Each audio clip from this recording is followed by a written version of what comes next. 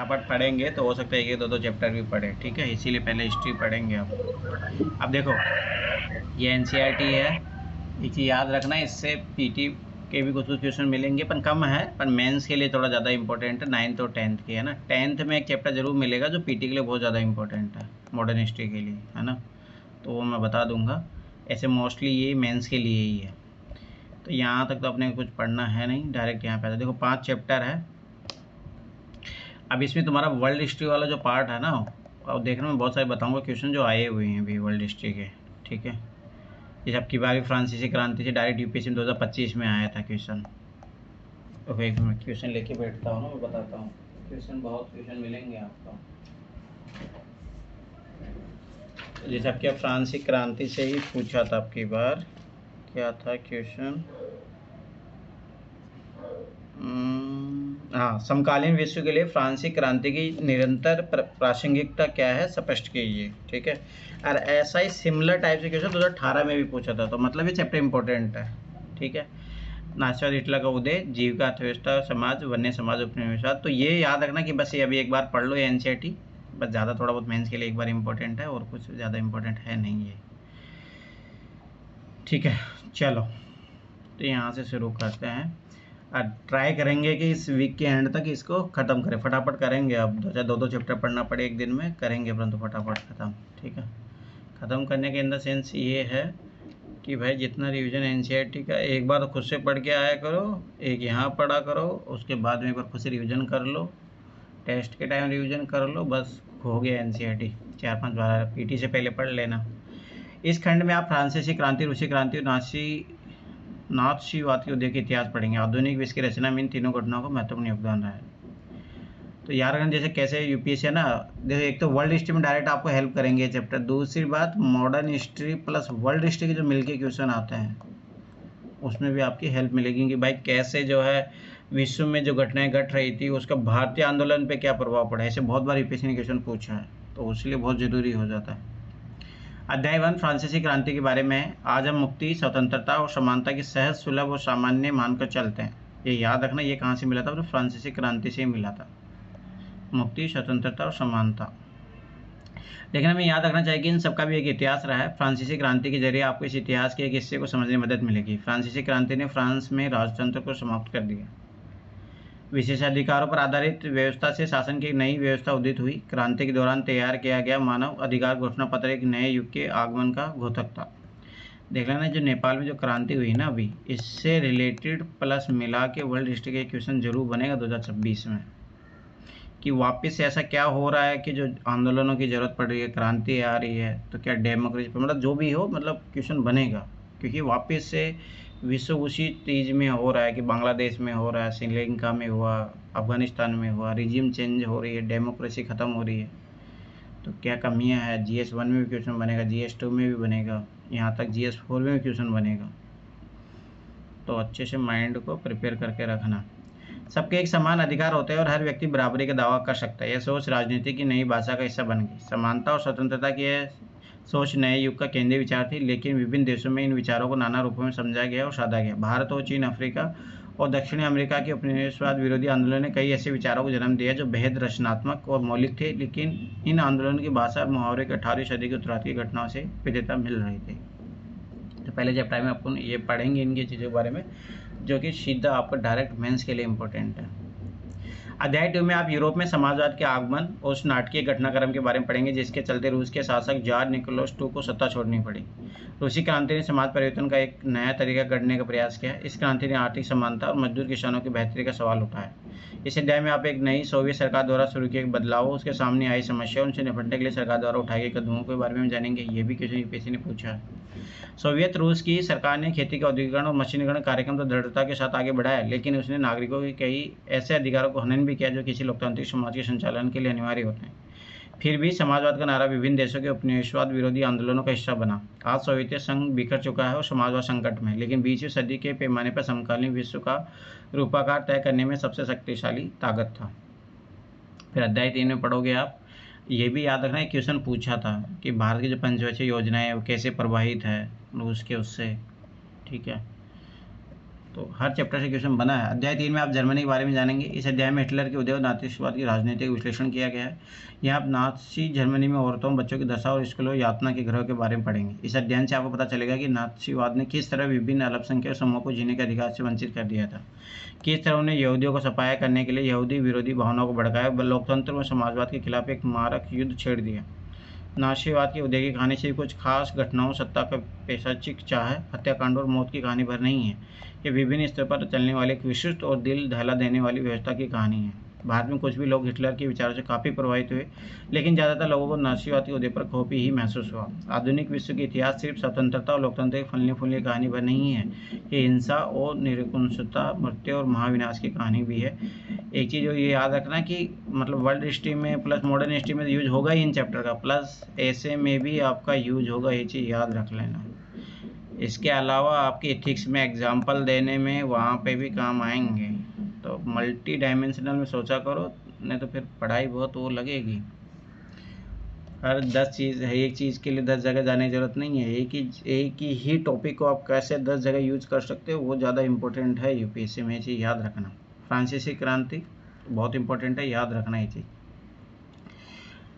14 जुलाई 1789 की सुबह पेरिस नगर में आतंक का माहौल था। सम्राट ने सेना को शहर में घुसने का आदेश दे दिया था। अफवाह थी कि वह सेना को नागरिकों पर गोले चलाने का आदेश देने वाला है। लगभग 7,000 मर्द तथा औरतें टाउन हॉल के सामने एकत्रित हुए। उन्होंने एक जन सेना का गठन करने का निर्णय किया। हथियारी फौज में बहुत से सरकारी भवनों में जबरन प्रवेश कर गए। इससे ये भी एक चीज़ पता चलती है कि जब भी कोई वंशागुणित शासक होता है या जो भी सत्ता का जो लालची होता है, वो सत्ता छोड़ना नहीं चाहता भाई इतना ईजी। अब सोचो कि वो सेना को ला रहा है। अंततः सैकड़ों लोगों का एक समूह पेरिस नगर के पूर्वी भाग की ओर चल पड़ा और बास्टिल किले की जेल को तोड़ डाला, जहां भारी मात्रा में गोला बारूद मिलने की संभावना थी। हथियारों पर कब्जे की इस सशस्त्र लड़ाई से बास्टिल का कमांडर मारा गया और कैदी छुड़ा लिए गए। यद्यपि उनकी संख्या केवल 7 थी, सम्राट की निरंकुश शक्तियों का प्रतीक होने के कारण बास्टिल किला लोगों की घृणा का केंद्र था। इसलिए किले को ढा दिया गया और इसके अवशेष बाजार में उन लोगों को भेज दिए गए जो इस ध्वंस को बेतौर स्मृति चिन्ह का सृजना चाहते थे। अब इससे ये भी पता लगता है कि जब लोगों में आक्रोश आता है तो फिर वो मतलब हिंसक रूप धारण करते, जैसे नेपाल में हुआ रहा, कहीं पे भी देखोगे तो आंदोलन इसी तरीके से हो जाता है। इस घटना के बाद कई दिनों तक पेरिस तथा देश के देहाती क्षेत्रों में कई और संघर्ष हुए। अधिकांश जनता पाव रोटी की महंगी कीमतों का विरोध कर रही थी। और ये याद रखने बहुत बड़ा कारण रहा है महंगाई, जितने भी युद्ध हुए हैं उनके। बाद में दौर का सिंहावलोकन करते हुए इतिहासकारों ने इसे एक लंबे घटनाक्रम की ऐसी शुरुआती कड़ियों के रूप में देखा जिनकी परिणति फ्रांस के सम्राट को फांसी दिए जाने में हुई। हालांकि उस समय अधिकांश लोगों को ऐसे नतीजे की उम्मीद नहीं थी। ऐसा क्यों और कैसे हुआ? तो यहाँ से अपने को ये भी सीखना है कि भाई जो पहले क्रांतियाँ होती थी उसका क्या कारण था, आज जो हो रहा है उसका क्या सेम कारण है? हाँ, तो आपको देखने को मिलेगा कुछ कुछ सिमिलर कारण है। जैसे मैंने अभी यहाँ बताया महंगाई अभी भी है, बहुत जगह जो है कारण बनती है। अब देखो पाकिस्तान में भी इस टाइम बहुत ज़्यादा महंगाई है, परंतु वहाँ पे क्यों, क्या कारण है कि वहाँ पे क्रांति क्यों नहीं हो रही? पहली बात, वहाँ लोग धार्मिक है बहुत ज़्यादा, लोग पढ़े लिखे हैं नहीं, तो स्वाभाविक सी बात है वहाँ पे है ही नहीं लोगों में। दूसरा कारण होता है कि वहाँ पे जो है सत्ता डेमोक्रेसी तो है नहीं, कहाँ पे सेना के हाथों में, तो सेना से लोग ऐसे डर जाते हैं। तो ये बहुत सारे कारण होते हैं भाई, जहाँ पे भाई महंगा होने के बावजूद भी जो क्रांति नहीं हो रही। अभी देखो बास्टिल का किला है, तो ध्वस्त किया जा रहा है।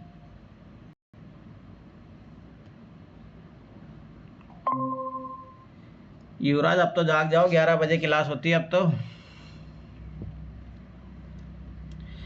चलो 18वीं सदी के उत्तरार्ध में फ्रांसीसी समाज। अब एक ही ये याद रखना कि समाज में जब विभाजन होता है तो अब देखो एक चीज़ याद रखना हमेशा कि हर समाज, चाहे भारतीय समाज हो, चाहे अफ्रीकी समाज हो, या चाहे फ्रांसीसी समाज हो, हमेशा असमानता युक्त समाज हमेशा हर जगह पाया जाता है। हाँ, वहाँ पे ये चेंज हो जाएगा कि आधार कुछ होगा, कहीं जगह आर्थिक आधार होगा। भारत में जैसे जनजाति आधार मतलब जाति के आधार पर भेदभाव होता है, ठीक है। अमेरिका में काले और गोरे के आधार पर भेदभाव होता है। तो जब आप ऐसे लिखो ना तो एनालिटिकल वे से ऐसे लिखा करो कि भाई भेदभाव का स्तर ऐसा नहीं कि भारत में ही पाया जाता जाति के आधार पर, हर जगह है, परंतु उसका स्वरूप चेंज हो जाता है। तो ये चीज़ हमेशा याद रखो, जितना एनालिटिकल पावर बढ़ाओगे ऐसे में उतना ज़्यादा अच्छे नंबर आएंगे। तो यहाँ पे अपन देख लेते हैं, पहले स्टेट का समाज है। ध्यान देखिए 33 में कुछ लोग अमीर तो कुछ गरीब भी है। अब देखो प्रथम स्टेट कौन से थे? पादरी वर्ग। अब जैसे अगर भारत से आप कंपेरिजन करना चाहो तो ब्राह्मण, ब्राह्मणी सर्वोच्च है ना, कास्टिज्म के आधार पर देखे जाएंगे। द्वितीय वर्ग कौन है? कुलीन वर्ग। कुलीन वर्ग जो स्वाभाविक सी बात है, जिनके पास जैसे मान के चलो आज के कुलीन वर्ग कौन है? आईएएस अधिकारी, पॉलिटिशियन, ये सब सारी चीज़ें। तो उस टाइम के कौन थे? ब्राह्मण के बाद में कौन आता था उस टाइम? क्षत्रिय। क्षत्रिय मतलब उस टाइम के राजा वाजा, ठीक है। फिर तृतीय स्टेट में जो बड़े व्यवसायी थे, व्यापारी थे, अदालती कर्मचारी, वकील आदि। तो भारत में देखोगे तो वो कौन आएगा? वैश्य, ठीक है। फिर उसके बाद में कौन आता था? शूद्र आते थे। तो किसान और कारीगर, छोटे किसान, भूमिहीन, मजदूर, नौकर, ये सब क्या हो गए? शूद्र हो गए भारत के आधार पर देखोगे तो देखोगे तो विभाजन वैसा ही है। भारत में जाति के आधार पर है, तो यहाँ पे आपको धार्मिक प्लस आर्थिक आधार दोनों मिलेंगे। मोस्टली अगर आप बोलोगे तो आर्थिक आधार है, धार्मिक आधार तो पादरी वर्ग को दिया गया, इसके अलावा तो ये सब आर्थिक आधार पर बटे हुए हैं।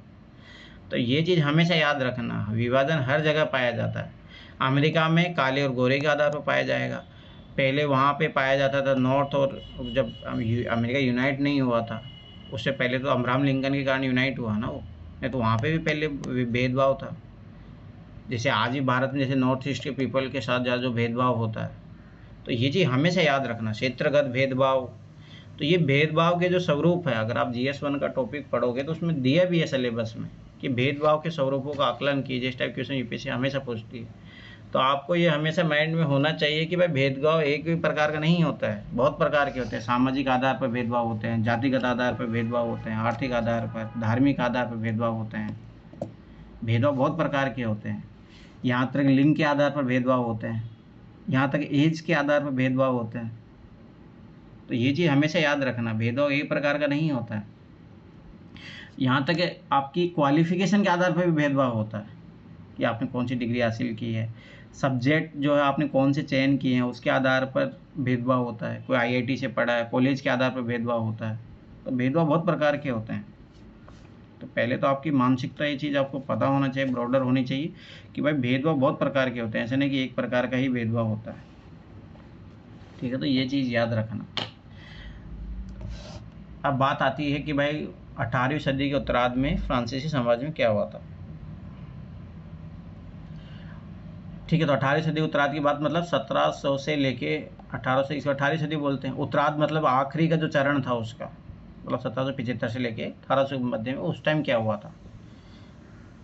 अगर आप मॉडर्न हिस्ट्री का सिलेबस भी अगर आप देखोगे तो उसमें इसमें वर्ल्ड हिस्ट्री में देखोगे तो विश्व के इतिहास में 18वीं सदी तथा उसके बाद की घटनाएं सीधा सिलेबस में मेंशन किया गया। तो सीधी सी बात है, अपना डायरेक्ट जो है सिलेबस के टॉपिक से अपना मैच खाता है ये, ठीक है। सन 1774 में बुर्बो राजवंश का लुई जो था 16 फ्रांस की राजगद्दी पर आसीन हुआ था। अरे ये बहुत मतलब ऐसा बोला जाता है कि इतना सत्ता का लोलुप आदमी था, ये बाहर भी नहीं निकलता था महल से, ठीक है। इसको कोई मतलब नहीं था जनता वनता से, अपना मस्त होता है ना राजा। भाई राजा लोग ऐसे तो होते हैं ना, और क्या। जैसे आज के राजनेता कैसे हैं, वो भी तो जनता की परवाह नहीं करते, अपना बस जब वोट आता है तब वोट मांगने जाते हैं, उसके अलावा तो कहाँ जनता को पूछते हैं वो लोग। तो ये भी ऐसा ही था। तो उस समय उसकी उम्र केवल 20 साल थी। उसका विवाह ऑस्ट्रिया की राजकुमारी मेरी एंटोनेट से हुआ था। राज्यारोहण के समय उसने राजकोष खाली पाया। लंबे समय तक चले युद्धों के कारण फ्रांस के वित्तीय संसाधन नष्ट हो चुके थे। वर्साई के विशाल महल और राज दरबार की शान शौकत बनाए रखने के फिजूल खर्ची का बोझ अलग से था। लुई 16 के शासनकाल में फ्रांस ने अमेरिका के 13 उपनिवेशों को साझा शत्रु ब्रिटेन से आज़ाद कराने में सहायता दी थी। अब ये याद रखना बहुत बड़ा कारण है, और इसका ना सीधा फर्क पड़ेगा भारत पे। जैसे ही क्या होता है कि फ्रांस ने मतलब मदद की अमेरिका को आज़ादी में, तो फिर क्या होता है कि जो ब्रिटेन जो है, क्योंकि ब्रिटेन का उपनिवेश था, तो वो जो है भारत पे फिर बहुत ज़्यादा पाबंदी लगाता है। दूसरी बात तो जो फ्रांस की जो कंपनी थी उसको वो एक उस दृष्टि से देखने लग जाता है कि ये भारत के लिए खतरनाक है। तो याद रखना कि शत्रु हो जाते हैं वो। इस युद्ध के चलते फ्रांस पर 10 अरब लिवरे से भी अधिक का कर्ज और जड़ गया, जबकि उस पर पहले से 2 अरब लिवरे का बोझ चढ़ा हुआ था। तो ये चीज़ याद रखना, ये सारे कारण रहेंगे जो फ्रांस की क्रांति कारण बनेंगे। सरकार से कर्जदाता अब 10% ब्याज की मांग करने लगे थे। फलस्वरूप फ्रांसीसी सरकार अपने बजट का बहुत बड़ा हिस्सा दिनों दिन बढ़ते जा रहे खर्च को चुकाने पर मजबूर थी।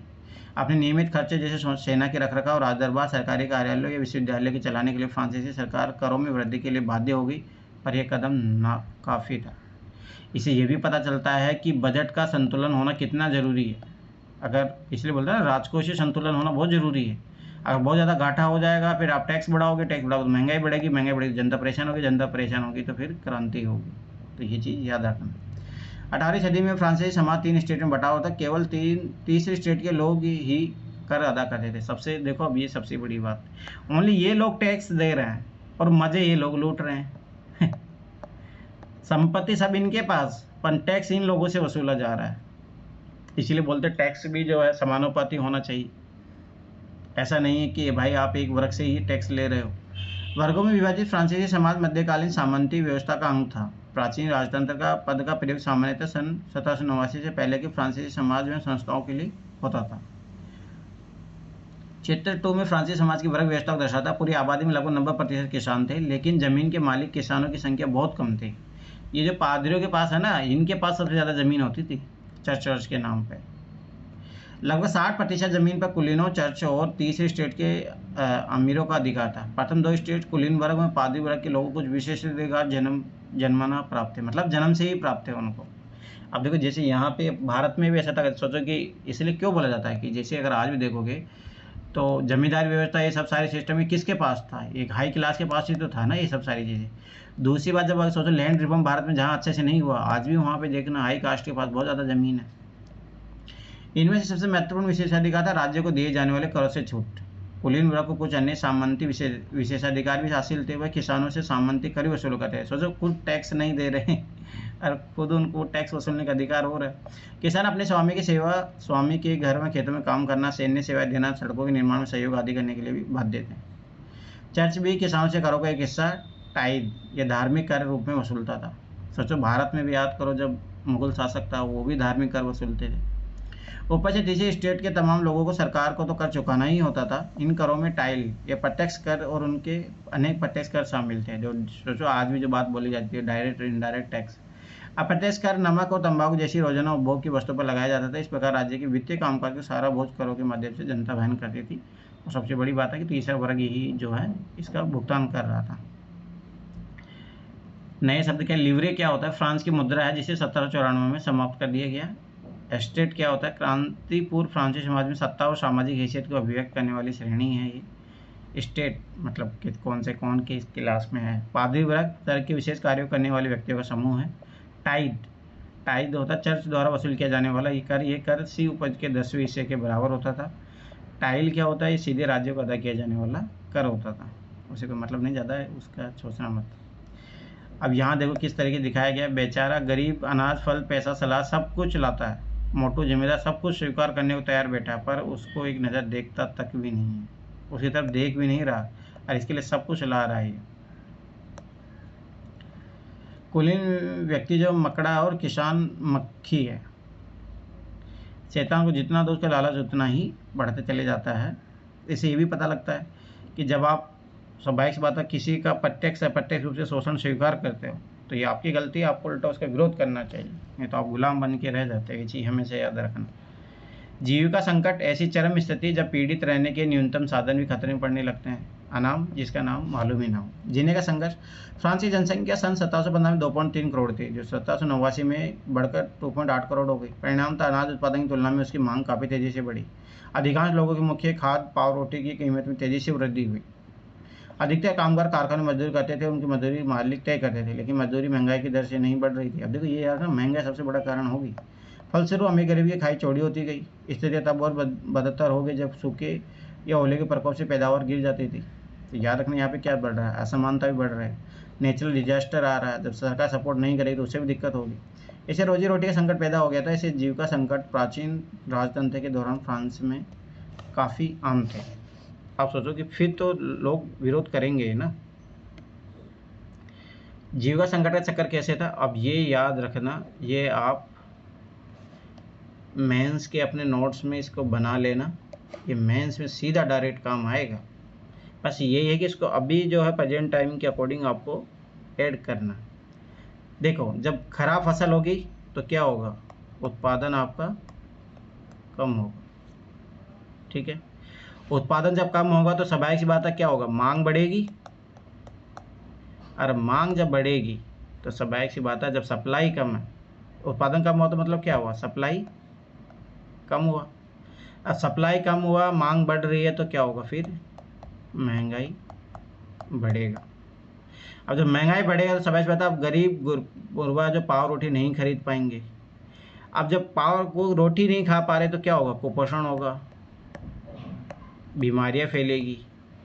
अब जब बीमारी एक विशाल लेवल पे फैल जाएगी तो महामारी आएगी, महामारी आएगी तो एक आपदा आएगी, और इधर जो कुपोषण इनके कारण भी जो है एक आपदा आ जाएगी। और जब आपदा आएगी तो स्वाभाविक सी बात है कि दिक्कत बढ़ेगी।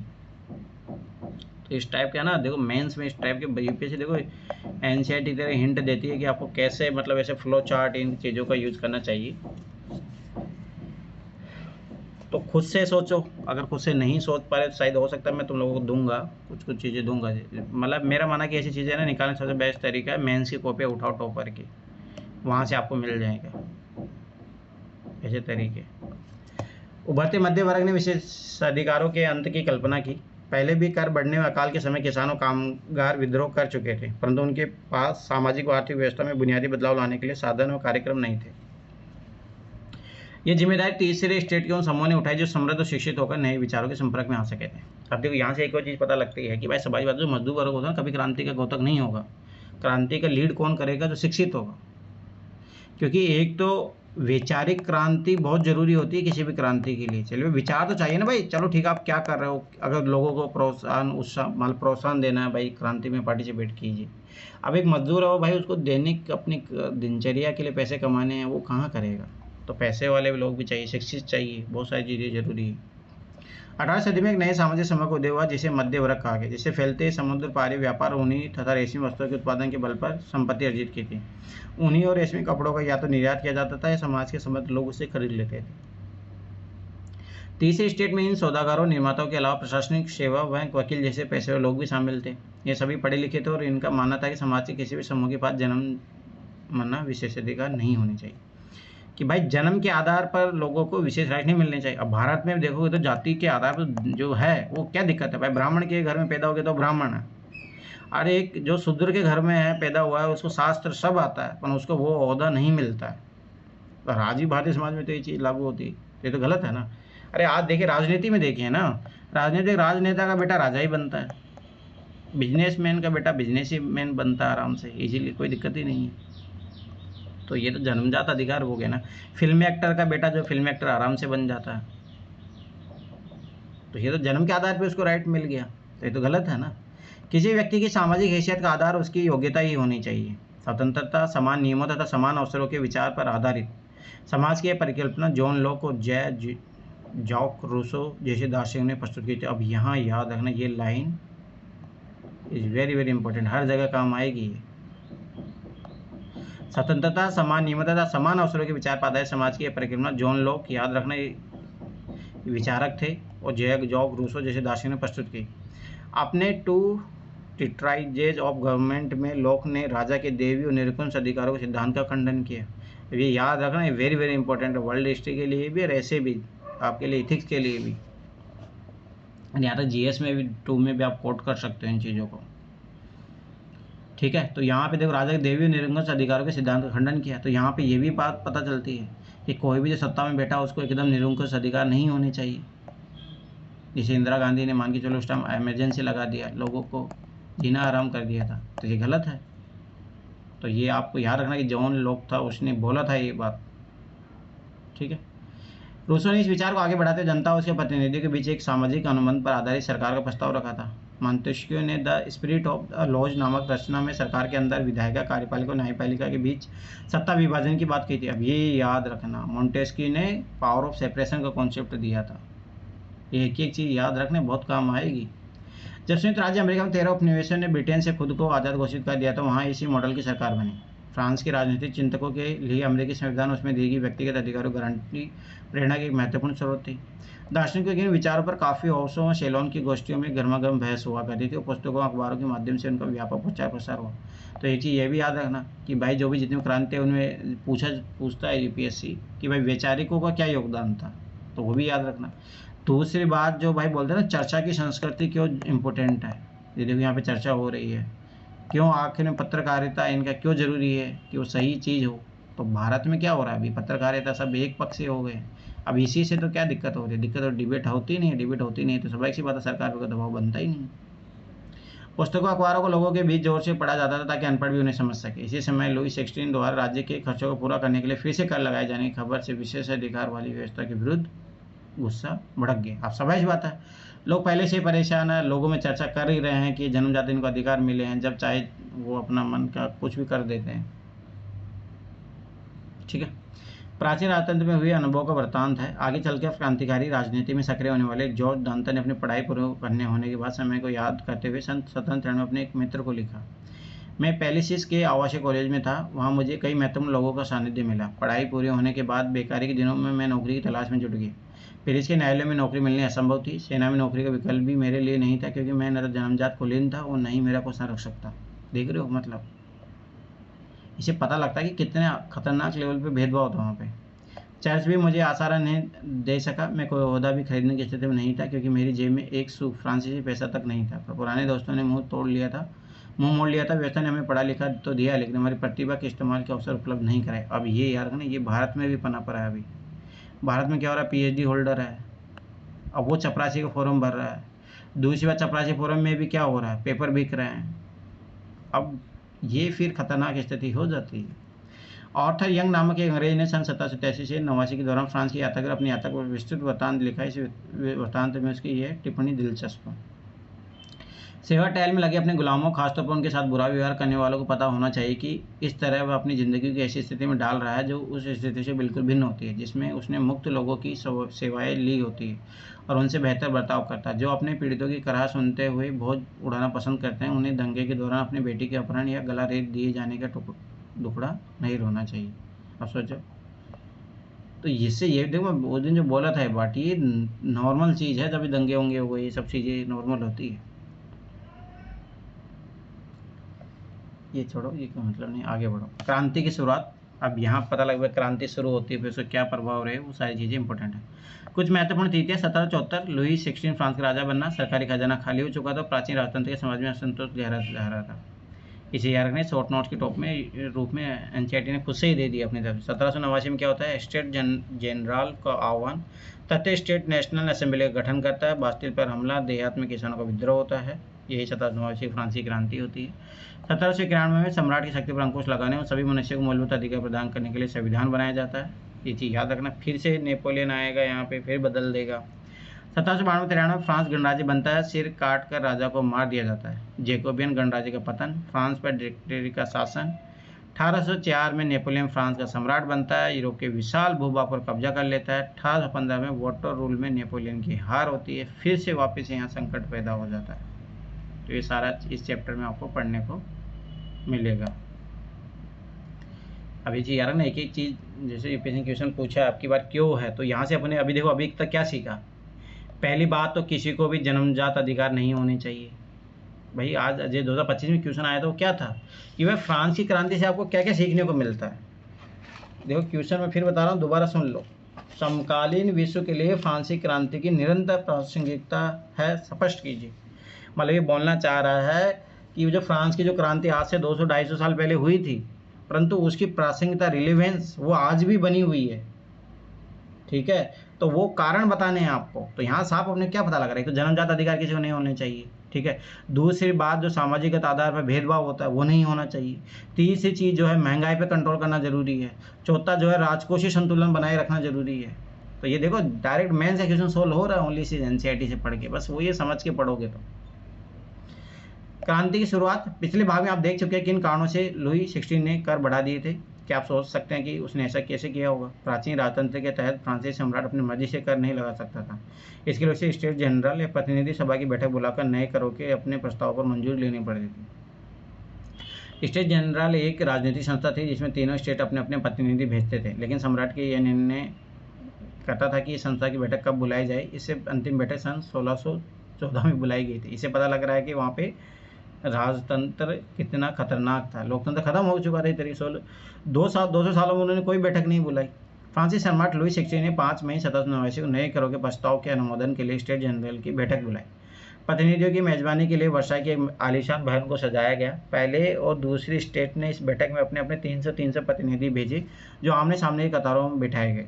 तीसरे स्टेट के 600 प्रतिनिधि उनके पीछे खड़े किए गए। तीसरे स्टेट का प्रतिनिधित्व इसके अपेक्षाकृत समृद्ध व शिक्षित वर्ग पर कर रहे थे।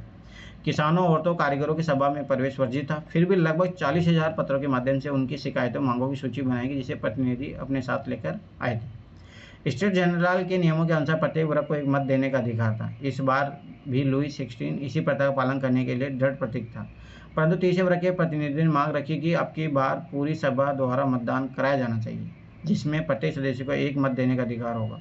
यह एक लोकतांत्रिक सिद्धांत था, जिसे मिसाल के तौर पर रूसो ने अपनी पुस्तक द सोशल कॉन्ट्रैक्ट में प्रस्तुत किया था। जब सम्राट ने इस प्रस्ताव को अस्वीकार कर दिया तो तीसरे स्टेट के प्रतिनिधि विरोध जताते हुए सभा से बाहर चले गए, कभी टेनिस कोर्ट में चले जाएंगे। तीसरे स्टेट के प्रतिनिधि खुद को संपूर्ण फ्रांसीसी राष्ट्र का प्रवक्ता मानते थे। 20 जून के ये प्रतिनिधि वर्साई के इंडोर टेनिस कोर्ट में जमा हुए। उन्होंने अपने आप को नेशनल असेंबली घोषित कर दिया, जैसे अभी नेपाल में कर रहे थे लोग, और शपथ ली कि जब तक सम्राट को शक्तियों को कम करने वाला संविधान तैयार नहीं किया जाएगा, तब तक असेंबली भंग नहीं होगी। उनका नेतृत्व मीराबेयो और आबे सी ने किया। मीराबेयो का जन्म कुलीन परिवार में हुआ था, लेकिन वह सामंती विशेषाधिकार वाले समाज को खत्म करने की जरूरत से सहमत था। उसने पत्रिका निकाली और वर्साई में जुड़ी भीड़ के समक्ष जोरदार भाषण भी दी। आबे सी मूलतः पादरी, और उसने तीसरा स्टेट क्या है शीर्षक से एक अत्यंत प्रभावशाली प्रचार पुस्तिका पैम्फलेट लिखी।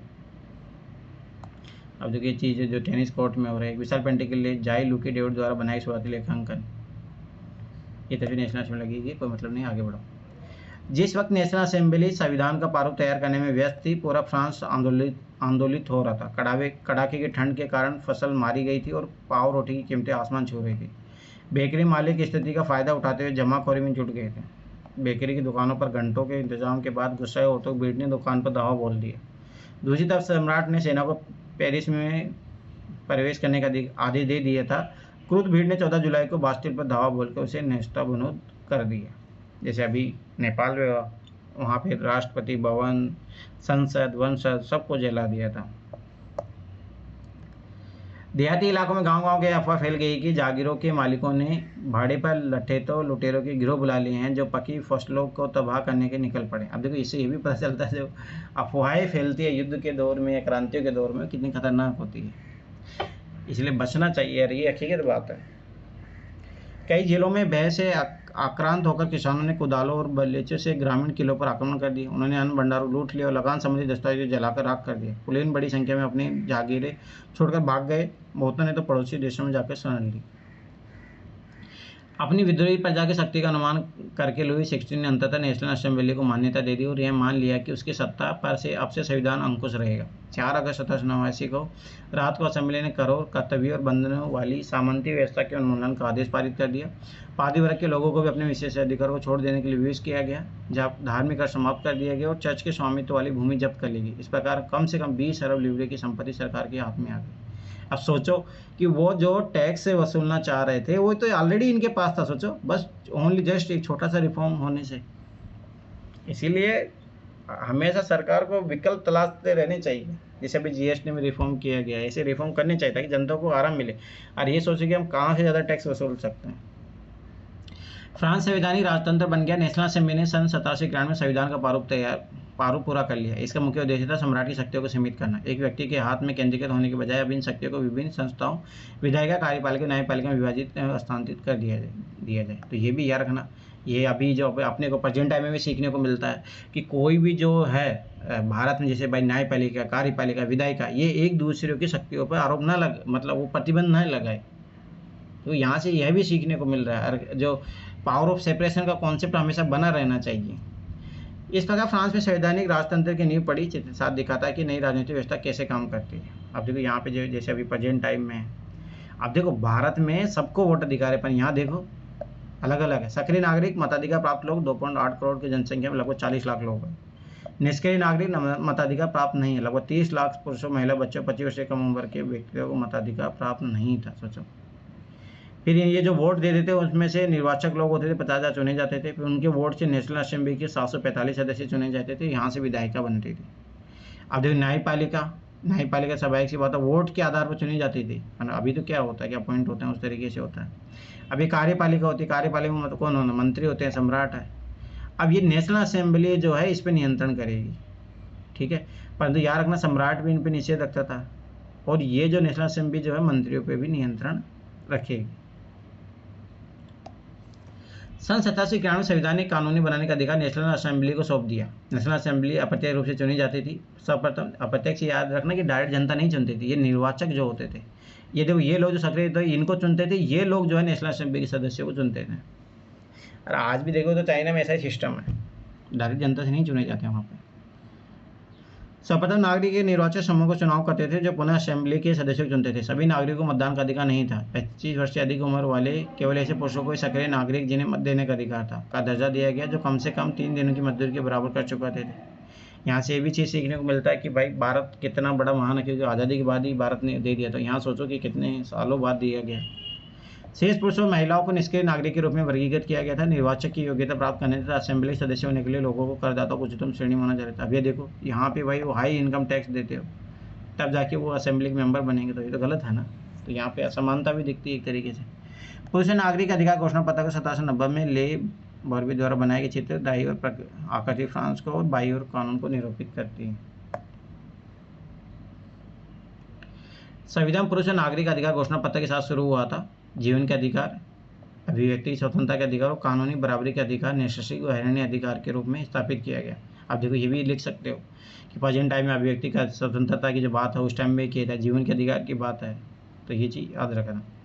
अर्थात ये अधिकार प्रत्येक व्यक्ति को जन्मना प्राप्त थे और इन अधिकारों को छीना नहीं जा सकता। राज्य के कर्तव्य माना गया कि वह इन प्रत्येक नागरिक के नैसर्गिक अधिकारों की रक्षा करे, मतलब जो नेचुरल राइट है। यहाँ देखो सूक्ष्म नागरिक अधिकार घोषणा पत्र, इसमें क्या क्या था। आदमी स्वतंत्र पैदा होता है, स्वतंत्र रहता है और उनके अधिकार समान होते हैं। ये बात सही है, जो पहले अलग अलग थे। हर एक राजनीतिक संगठन का लक्ष्य आदमी के नैसर्गिक व हरणीय अधिकारों को सुरक्षित रखना। ये अधिकार है स्वतंत्रता, संपत्ति सुरक्षा और शोषण के प्रतिरोध का अधिकार।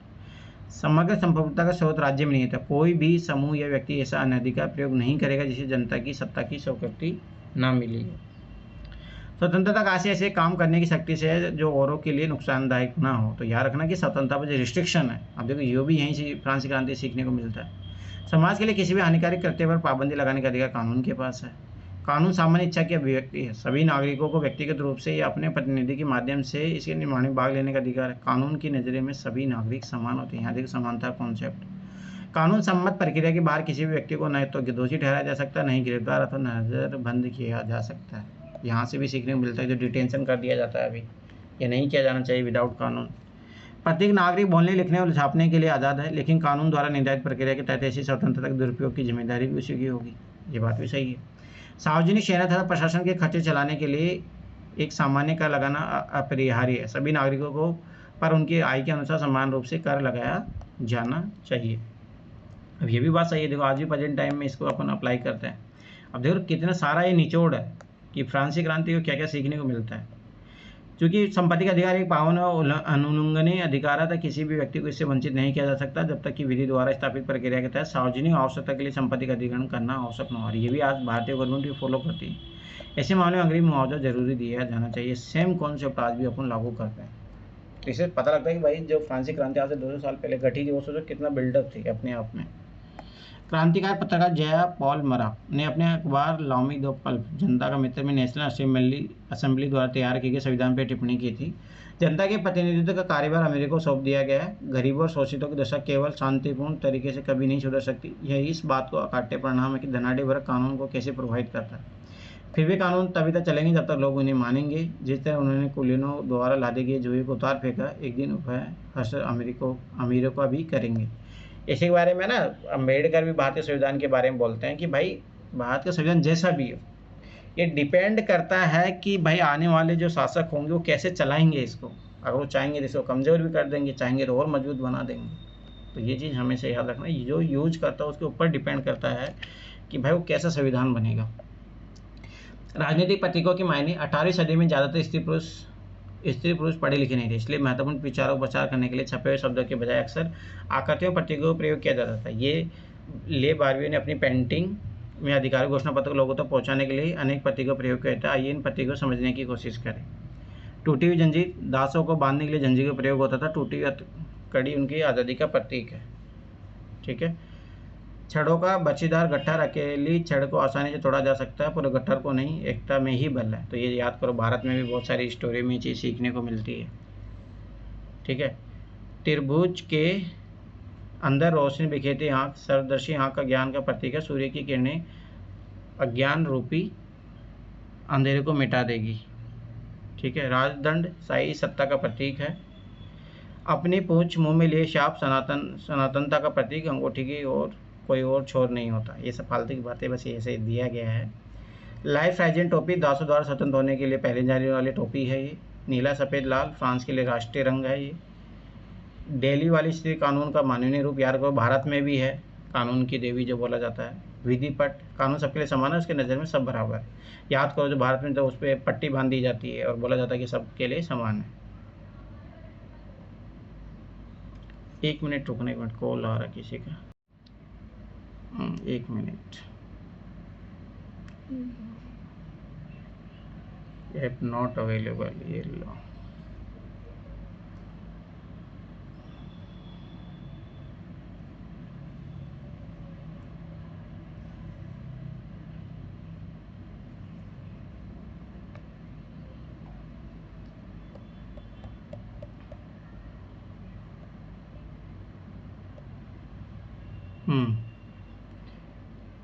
तो इसमें तो वही दिया गया है, क्या क्या है, उससे क्या मतलब अपने को, छोड़ो। यहाँ देखो, फ्रांस में राजतंत्र का उन्मूलन और गणतंत्र की स्थापना। अब देखो, ये भी बहुत बड़ी बात है कि भाई सत्ता का परिवर्तन कैसे होता है, ऐसे अचानक से नहीं होता है। आज जब सत्ता परिवर्तन का विचार भी आता है तो भाई कौन सा सिस्टम लाएंगे अपन, ये भी ज़रूरी होता है। तो कभी भी जब भी कोई किसी चीज़ की क्रांति होती है तो वैकल्पिक प्रस्ताव जरूर होता है। ये चीज़ हमेशा याद रखना। 1857 की क्रांति में यही सबसे बड़ी दिक्कत थी कि उसमें क्या था कि रेग्रेसिव अप्रोच थी, अपन पीछे जा रहे थे, उल्टा आगे बढ़ना चाहिए था। अगर उस टाइम भी अगर ना, अगर 1857 की क्रांति में अगर उनको लोकतंत्र जैसे विचार होते उस टाइम, तो शायद जो है भारत को अंग्रेजों की गुलामी इतनी झेलनी नहीं पड़ती। दिक्कत ये थी कि अपने पास विचार ही नहीं थे, वापिस अपन जो मुगल साम्राज्य की तरफ वापस जाना चाह रहे थे, जो कि गलती थी। अब यहाँ देखो, फ्रांस में राजतंत्र है, राजतंत्र को समाप्त करके गणतंत्र की तरफ बढ़े ना, तब जाके सफल भी हुए। नहीं तो वापिस अगर ये सोचो कि वापिस ऐसा कुछ और करते तो सबाई सी बात असफल हो जाते हैं। तो इससे ये भी अपने को सीखने को मिलता है। फ्रांस की स्थिति आने वाले वर्षों में तनावपूर्ण बनी रही। यद्यपि लुई 16 ने संविधान पर हस्ताक्षर कर दिए, परंतु पश्चात के राजा से उसकी गुप्त वार्ताएं भी चल रही थी। फ्रांस की घटनाओं से अन्य पड़ोसी देशों के शासक भी चिंतित थे। अब देखो, ये भी फर्क पड़ता है। जैसे अभी नेपाल में घटना घटी, तो भारत को भी चिंतित होना चाहिए और सीखना चाहिए कि जो वहाँ पे कमियाँ रही है सरकारों ने की है, वो यहाँ पे ना हो। इसलिए 1789 की गर्मियों के बाद होने वाली इसी घटनाओं को नियंत्रित करने के लिए इन शासकों ने सेना भेजने की योजना बना ली थी। लेकिन जब तक इस योजना पर अमल होता, अप्रैल 1792 में नेशनल असेंबली ने पश्चिम ऑस्ट्रेलिया के विरुद्ध युद्ध की घोषणा का प्रस्ताव पारित कर दिया। प्रांतों से हजारों स्वयंसेवी सेना में भर्ती होने के लिए जमा होने लगे। उन्होंने इस युद्ध को यूरोपीय राजाओं और कुलीनों के विरुद्ध जनता की जंग के रूप में ले लिया। उनके होठों पर देशभक्ति के जो तराने थे, उनमें कवि रोजेट द लाइल द्वारा रचित मार्सिले भी था। यह गीत पहली बार मार्सिलेस के स्वयंसेवियों ने पेरिस की ओर कूच करते हुए गाया था, इसलिए इसे गाने का नाम मार्सिले हो गया था, जब जो अब फ्रांस का राष्ट्रगान है। अब देखो, भारत में जो राष्ट्रगान बना वो भी ऐसा ही तो था कि वहाँ पे आज़ादी का लोगों में एक उमंग उत्साह पैदा करने के लिए राष्ट्रगीत, ये राष्ट्रगान गाए जाते थे। क्रांतिकारी युद्धों से जनता को भारी क्षति में आर्थिक घटनाएं झेलनी पड़ी। पुरुषों के मोर्चे पर चले जाने के बाद घर परिवार रोजी रोटी की जिम्मेदारी औरतों के कंधे पर आ पड़ी। अब देखो, यहाँ से एक चीज़ और सीखने को मिलती है कि कैसे जो है, ऐसा नहीं कि यूरोप समाज का आज महान बन गया भाई, वहाँ पे भी वही सब चीज़ें थी जो आज भारत में देखते हैं अपन, कि आज ही भारत का मतलब आज़ादी नहीं है, महिलाओं को इतना। अब वहाँ पे भी क्या हुआ, वहाँ व्यवस्था मूलक जो है महिलाओं को आज़ादी मिली, क्योंकि सैनिक सब जो पुरुष जो है मतलब युद्धों में लड़ने गए तो सभी बात मर गए, तो मर गए तो फिर महिलाओं को आगे आना ही पड़ा। देश की आबादी के एक बड़े हिस्से को ऐसा लगता था कि क्रांति के सिलसिले को आगे बढ़ाने की जरूरत है, क्योंकि 1793 के संविधान से सिर्फ अमीरों को ही राजनीतिक अधिकार प्राप्त हुए थे। लोग राजनीतिक क्लबों में अड्डे जमा कर सरकारी नीतियों और अपनी कार्य योजना पर बहस करते थे। इनमें से जैकोबियन क्लब सबसे पहले सफल था, जिसका नाम पेरिस के भूतपूर्व कॉन्वेंट ऑफ सेंट जेकब के नाम पर पड़ा था, जो अब इस राजनीतिक समूह का अड्डा भी बन गया था। याद करो, जो नेपोलियन, वो नहीं, क्या नाम था, भारत में एक शासक था, याद करो कौन था शासक, जो अपन पढ़े भी थे। अरे बताइए कौन था जो जैकोबियन क्लब का सदस्य था? भूल गए क्या तुम लोग? अरे यही नहीं बता, बताइए सना कहाँ गई ये? कविता बताइए कौन था भारत में जो जैकोबियन क्लब का अपने आप को सदस्य बताता था? जैकोबियन क्लब का याद नहीं आ रहा है।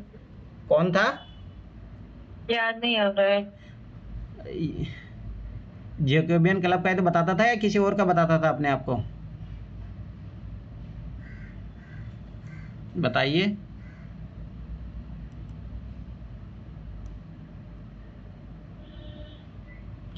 अरे भाई स्वाभाविक सी बात है, कौन था? मैसूर का राजा कौन था उस टाइम? टीपू सुल्तान का नहीं पता भाई, कहाँ भूल जाते हो तुम लोग। इस पूरी अवधि में महिलाएं भी सक्रिय थी और उन्होंने भी अपने क्लब बना लिए। इस अध्याय के खंड 4 में आप उनकी गतिविधियों मांगों के बारे में जानेंगे। याद रखना टीपू सुल्तान था। फिर टीपू सुल्तान ने तो वो किया था ना फ्रांसीसी जी के साथ मिलके, सेना का वो किया था, गठन भी किया था और वो अपने आप को जैकोबियन क्लब का सदस्य बताता था भाई। अच्छा ठीक है। जैकोबियन क्लब के सदस्य मुख्य समाज के कम समृद्ध हिस्से से आते थे। इनमें छोटे दुकानदार, कारीगर जैसे जूता बनाने वाले, पेस्ट्री बनाने वाले, गाड़ी साथ सफाई करने वाले, नौकर, दिहाड़ी मजदूर शामिल थे। उनका नेता मैक्सिमिलियन रोबेस्पियर था। जैकोबियन के बड़े वर्ग ने गोदी कामगारों की तरह धारीदार लंबी पतलून पहनने का निर्णय किया था।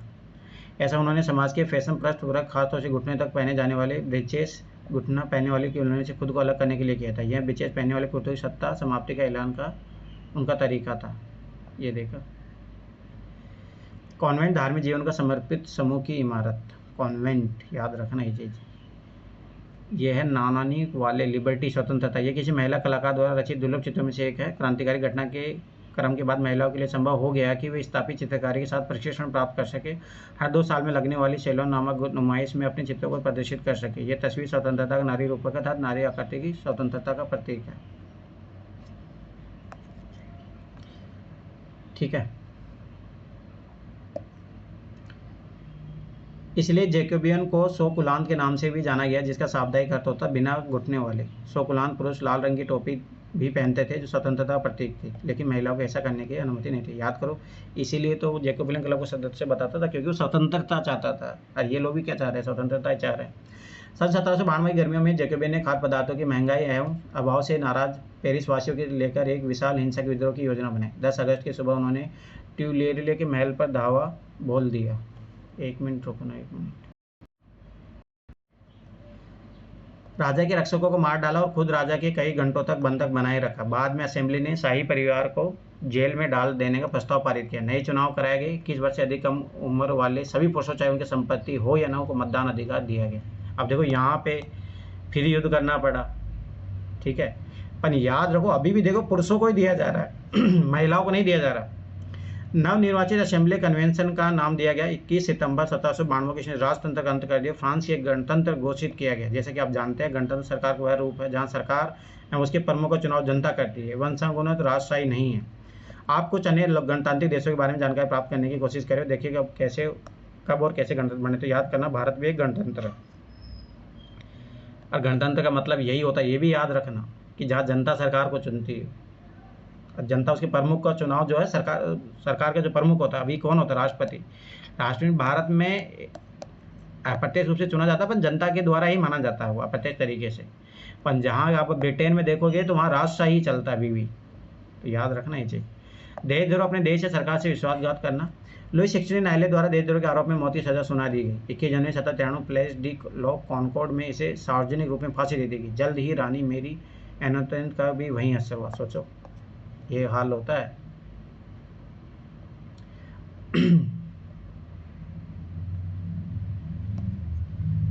अब यहाँ पे आएगा रोबेस्पियर का आतंक। देखते हैं। सन 1793-94 तक के काल को आतंक का युग कहा जाता है। रोबेस्पियर ने नियंत्रण एवं दंड की सख्त नीति अपनाई, ठीक है। उसके हिसाब से गणतंत्र के जो भी सदस्य थे, कुलीन और पादरी, अन्य राजनीतिक दलों के सदस्य, उनकी कार्यशैली से असहमति रखने वाले पार्टी सदस्य, उन सभी को गिरफ्तार कर जेल में डाल दिया गया। अब ये सिमिलर भारत में भी आपको देखने को मिलेगा। जब इंदिरा गांधी इमरजेंसी के बाद में जब चुनाव हार जाती है, जनता पार्टी सब सरकार में आती है, तो स्वाभाविक सी बात है, क्या होता है, उसका विरोध होता है। 1 मिनट रुको, ठीक है। जेल में डाल दिया और एक क्रांतिकारी न्यायालय द्वारा उन पर मुकदमा चलाया गया, ठीक है। यदि न्यायालय उन्हें दोषी पाता तो गिलोटिन पर चढ़ाकर उनका सिर कलम कर दिया जाता था। अब ये देखो वही सेम चीज़ जो जनता सरकार उस टाइम इंदिरा गांधी को जेल में भेजने के लिए बहुत तत्पर थी। उसने पता नहीं कौन कौन से भी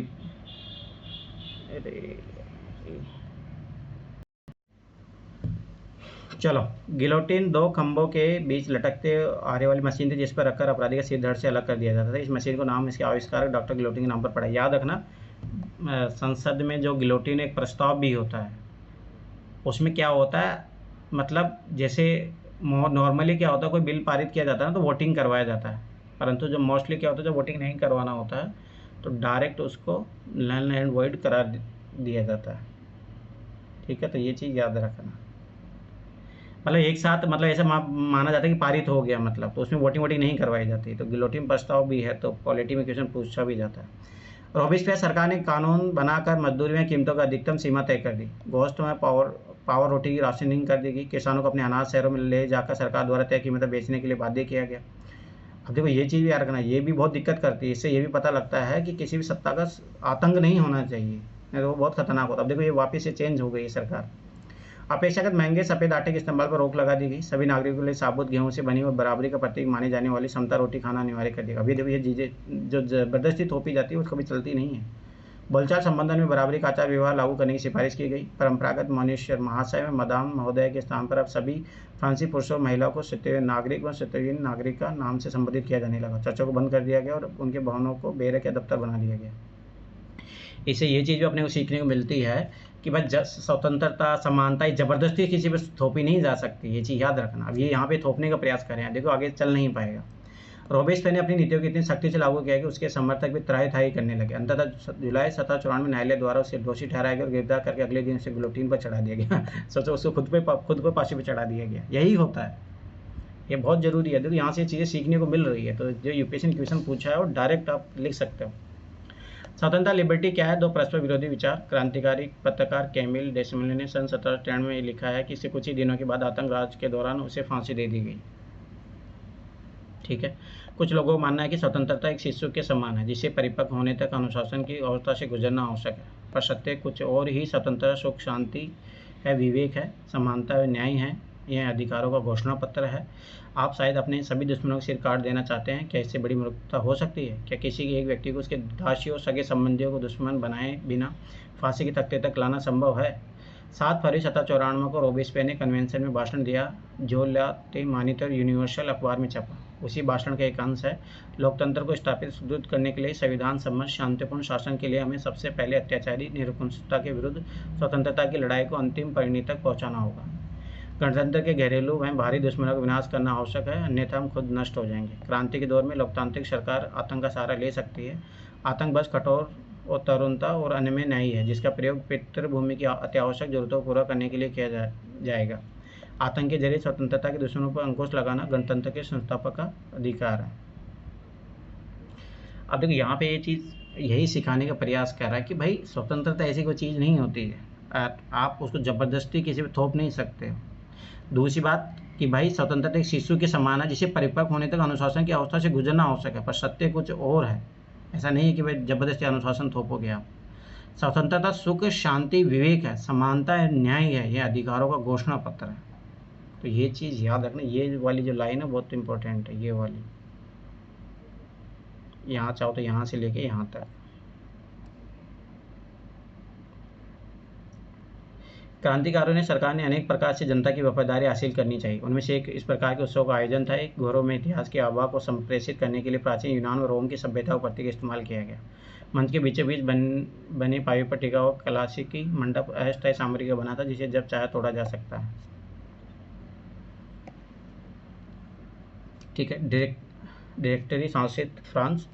जैकोबियन सरकार के पतन के बाद मध्य वर्ग के संपन्न तबके के पास सत्ता आ गई। ठीक है, अब देखो, अब वापिस से यहाँ पे अब इसका शासन आ जाएगा, फिर नेपोलियन आएगा, फिर वो नेपोलियन भी उठापटक करेगा, फिर वापिस से जाके कोई स्टेबलिश होता है। बहुत लंबा प्रोसेस चलता है फ्रांस को स्टेबल होने में। नए संविधान के तहत संपत्तिहीन तबके को मताधिकार से वंचित कर दिया गया। इस संविधान में 2 चुनी हुई विधान परिषदों का प्रावधान था। इन परिषदों ने 5 सदस्य वाले एक कार्यपालिका डायरेक्टरी को नियुक्त किया। इस प्रावधान के जरिए जैकोबिन के शासनकाल वाले एक व्यक्ति केंद्रित कार्यपालिका से बचने की कोशिश की गई, लेकिन डायरेक्टर को झगड़ा अक्सर विधान परिषद से होता था, तब परिषद उन्हें बर्खास्त करने की चेष्टा करती थी। डायरेक्टरी की राजनीतिक अस्थिरता ने सैनिक तानाशाह नेपोलियन बोनापार्ट के उदय का मार्ग प्रशस्त कर दिया। अब देखो ये चीज़ है, यहीं से, क्योंकि देखो अनस्टेबल शासन रहेगा तो स्वाभाविक सी बात है फिर वापस से वही वो हो जाएगा, तानाशाह आ जाएगा वापस से, क्यों ये चला ही नहीं सके अच्छे से। सरकार के स्वरूप इन सभी परिवर्तन के दौरान स्वतंत्रता, विधि सम्मत समानता, बंधुत्व प्रेरक आदर्श बने। इन मूल्यों ने आगामी सदी ने न सिर्फ फ्रांस के बल्कि यूरोप के राजनीतिक आंदोलनों को भी प्रेरित किया। ये चीज़ याद रखना, इसलिए बोला जाता है फ्रांस की क्रांति को बहुत बड़ा योगदान होता है। क्या महिलाओं के लिए भी क्रांति हुई? ठीक है। वर्साई की ओर कूच करती पेरिस की औरतें। यह चित्र 5 अक्टूबर 1790 घटनाओं के चित्र में से एक है, जिस दिन महिलाएं पेरिस से वर्साई जाकर राजा को अपने साथ लेकर लौटी थी। आप देखो इससे भी पता लगता है कि महिलाओं का भी पार्टिसिपेशन था वहाँ पे अच्छा खासा। महिलाएं, हाँ, तो मतलब ये भी सीखने को मिलता है कि जो जहाँ पे भी क्रांति होती है वहाँ पे महिलाओं का एक बहुत बड़ा योगदान होता है। चाहे भारत की क्रांति देख लो, कहीं पे भी हो लो, तो ये भी एक नई चीज़ सीखने को मिलती है अपने को कि बिना महिलाओं की उपस्थिति के बिना कोई क्रांति सफल नहीं हो सकती है। महिलाएं शुरू से ही फ्रांसीसी समाज में इतने अहम परिवर्तन लाने वाली गतिविधियों में सक्रिय रूप से शामिल थी। उन्हें उम्मीद थी कि उनकी भागीदारी क्रांतिकारी सरकार को उनका जीवन सुधारने हेतु ठोस कदम उठाने के लिए प्रेरित करेगी। तीसरे स्टेट की अधिकांश महिलाएं जीविका निर्वाह के लिए काम करती थी। वे सिलाई बुनाई, कपड़ों की धुलाई करती थी, बाजारों में फल फूल सब्जियां बेचती थी। उनके संपन्न घरों में घरेलू काम करती थी संपन्न घरों में। बहुत सारी महिलाएं वेश्यावृत्ति करती थी। देखो ये भी एक बहुत बड़ा कारण है, ऐसा नहीं हर समाज में पाया जाता है ये चीज़। अधिकांश महिलाओं के पास पढ़ाई लिखाई तथा व्यवसायिक प्रशिक्षण के मौके नहीं थे। केवल कुलीनों की लड़कियों अथवा तीसरे स्टेट के धनी परिवार की लड़कियां ही कॉन्वेंट में पढ़ पाती थी, मतलब जो धार्मिक स्कूल होते थे। इसके बाद उनकी शादी कर दी जाती थी। कामकाजी महिलाओं को अपने परिवार का पालन पोषण भी करना पड़ता था, जैसे खाना पकाना, पानी लाना, लाइन लगाकर पाव रोटी लाना और बच्चों की देखरेख आदि करना। उनकी मजदूरी पुरुषों की तुलना में कम थी। महिलाओं ने अपने हितों की हिमायत करने और उन पर चर्चा करने के लिए खुद के राजनीतिक क्लब शुरू किए और अखबार निकाले। फ्रांस के विभिन्न नगरों में महिलाओं के लगभग 60 क्लब अस्तित्व में आए। उनमें the society of revolutionary and Republican women सबसे मशहूर क्लब था। उनकी एक प्रमुख मांग ये थी कि महिलाओं को पुरुषों के समान राजनीतिक अधिकार प्राप्त होने चाहिए। यहाँ से महिला अधिकारों की मांग शुरू होती है, ये चीज़ याद रखना। महिला इस बात से निराश हुई कि 87 के कारण संविधान में उन्हें निष्क्रिय नागरिक का दर्जा दिया गया, क्योंकि इनको वोटिंग राइट दिया ही नहीं गया था। महिलाओं ने मताधिकार, असेंबली के लिए चुने जाने तथा राजनीतिक पदों की मांग रखी। उनका मानना था कि तभी नई सरकार में उनके हितों का प्रतिनिधित्व हो पाएगा। अब देखो ये भी बहुत जरूरी हो जाता है, जब तक सरकार में महिलाओं का प्रतिनिधित्व नहीं होगा तो उनके बारे में कौन सुनेगा। इसीलिए जरूरी है भाई संसद में जो है महिलाओं का प्रतिशत बढ़ना चाहिए। प्रारंभिक वर्षों में क्रांतिकारी सरकार ने महिलाओं के जीवन में सुधार लाने वाले कुछ कानून लागू किए। सरकारी विद्यालयों की स्थापना के साथ ही सभी लड़कियों के लिए स्कूली शिक्षा का अनिवार्य बना दिया गया। अब पिता उन्हें उनकी मर्जी के खिलाफ शादी के लिए बाध्य नहीं कर सकते थे। शादी को स्वैच्छिक अनुबंध माना गया और नागरिक कानूनों के तहत उनका पंजीकरण भी किया जाने लगा। तलाक को कानूनी रूप दे दिया गया। देखो ये चीज़ याद रखना, तलाक महिलाओं के लिए बहुत पॉजिटिव है। सोचो यहाँ पे क्यों दिया गया है, ज़बरदस्ती को शादी भी नहीं करवा सकता उनकी। मर्द औरत दोनों को उसकी अर्जी देने का अधिकार दिया गया। अब महिलाएं व्यवसायिक प्रशिक्षण ले सकती थी, कलाकार बन सकती थी और छोटे मोटे व्यवसाय चला सकती थी। देखो ये है महिलाओं को आज़ादी। अभी तो फिर भी इन पर रोक अभी और आगे जाके आज़ादी मिलेगी। ऐसे कोई देखो विकसित देश ऐसे नहीं बने आ रहे। ये याद रखना, भारत जब तक विकसित देश बन ही नहीं सकता किसी हाल में जब तक महिलाओं को उनके अधिकार नहीं दिए जाएंगे, कभी नहीं हो सकता। ये चीज़ याद रख लेना। जब मोदी खूब बोले 2047 तक हम भारत को विकसित देश बना देंगे, जब तो महिलाओं की पार्टिसिपेशन नहीं होगी ना इकोनॉमी, तब तो पॉसिबल ही नहीं है। फिर भी राजनीतिक अधिकारों के लिए महिलाओं को संघर्ष जारी रहा। आतंक राज के दौरान सरकार ने महिला क्लबों को बंद करने और उनकी राजनीतिक गतिविधियों पर प्रतिबंध लगाने वाला कानून लागू किया। कई जानी मानी महिलाओं को गिरफ्तार कर लिया गया, उनमें से कुछ को फांसी पर चढ़ा दिया गया। भाई ऐसे नहीं मिला। सोचो, मताधिकार और समान वेतन के लिए महिलाओं का आंदोलन अगली सदी में अनेक देशों में चलता रहा। देखो ये भारत में समान वेतन आज भी नहीं मिलता महिलाओं को। मताधिकार संघर्ष 19वीं सदी के अंत में 20वीं सदी के प्रारंभ तक अंतर्राष्ट्रीय मताधिकार आंदोलन के जरिए जारी रहा। क्रांतिकारी आंदोलन के दौरान फ्रांसीसी महिलाओं की राजनीतिक सरगर्मियों को प्रेरक स्मृति रूप में जिंदा रखा।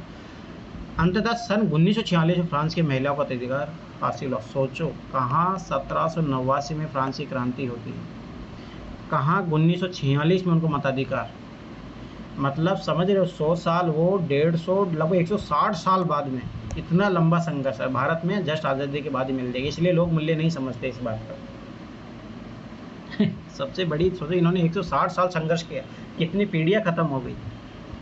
क्रांतिकारी महिला ओलफ दे गुज का जीवन। ओलफ दे गुज क्रांतिकालीन फ्रांस की राजनीतिक रूप से सक्रिय महिलाओं में सबसे महत्वपूर्ण थी। उन्होंने संविधान सभा पुरुष एवं नागरिक अधिकार घोषणा पत्र का विरोध किया, क्योंकि उसमें महिलाओं को मानव मात्र के मूलभूत अधिकारों से वंचित रखा गया था। इसलिए उन्होंने सन 1791 में महिला नागरिक अधिकार घोषणा पत्र तैयार किया, जिसे महारानी और नेशनल असेंबली के सदस्यों के पास ये मांग करते हुए भेजा कि इस पर कार्रवाई की जाए।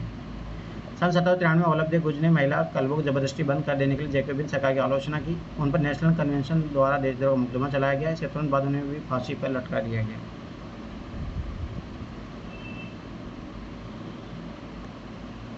अब देखो इसने ये जो महिला थी इसने भी कुछ मूलभूत अधिकार, अब देखो ये देखो कितना फर्क पड़ता है, ये चीज़ हमेशा याद रखना। जैसे एक उधर पुरुषों के द्वारा भी बनाया गया वो था, अब ये महिला द्वारा बनाया गया, देखो इसमें कितना अंतर आएगा। औरत जन्म जना स्वतंत्र और अधिकारों में पुरुष के समान है। देखो और वो पुरुष कभी बात नहीं करेगा, इसलिए बहुत जरूरी हो जाता है रिप्रेजेंटेशन, तब जाके एक संतुलित संविधान बन पाता है।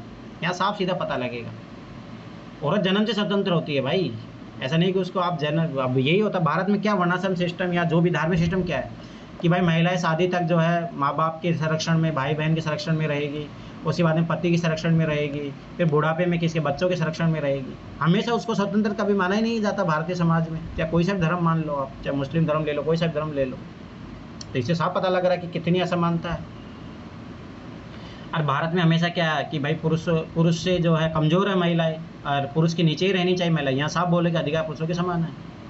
सभी राजनीतिक संगठनों का लक्ष्य पुरुष और महिला के नैसर्गिक अधिकारों को संरक्षित करना है। यह अधिकार है स्वतंत्रता, संपत्ति, सुरक्षा और सबसे बढ़कर शोषण के प्रतिरोध का अधिकार। समग्र संप्रभुता का स्रोत राष्ट्र में नहीं था, जो पुरुषों और महिलाओं के संघ के सिवा कुछ भी नहीं है। कानून सामान्य इच्छा की अभिव्यक्ति होनी चाहिए। सभी महिला पुरुष नागरिकों या तो व्यक्तिगत रूप से या अपने प्रतिनिधियों के माध्यम से विधि निर्माण में दखल होना चाहिए। यह सभी के लिए समान होना चाहिए। सभी महिला पुरुष नागरिक अपनी योग्यता और प्रतिभा के बल पर समान रूप से बिना किसी भेदभाव के हर तरह के सम्मान और सार्वजनिक पद के हकदार हैं। तो ये चीज़ भी याद रखना। कोई भी महिला अपवाद नहीं है, वह विधि सम्मत प्रक्रिया द्वारा अपराधी ठहराई जा सकती है, गिरफ्तार नजरबंद की जा सकती है। पुरुषों की तरह महिला इसे कठोर कानून का पालन करे। अब देखो यहाँ पे ये भी एक अपेक्षा की जा रही है कि भाई महिलाओं को ऐसा नहीं कि भाई रहम कर दिया जाए, नहीं, अगर उसको सजा देनी है तो दो, पुरुषों के बराबर ही दो, पर हाँ उसको अधिकार भी पुरुषों के बराबर दो। जो बेकरी की दुकान पे जो महिलाएं लाइन लगा के खड़ी है। सन 1793 में जैकोबिन राजनीति समिति ने इन आधारों पर महिला क्लबों को बंद करने के निर्णय को उचित ठहरा है। क्या प्रकृति ने घरेलू कार्य पुरुषों को सौंपा है?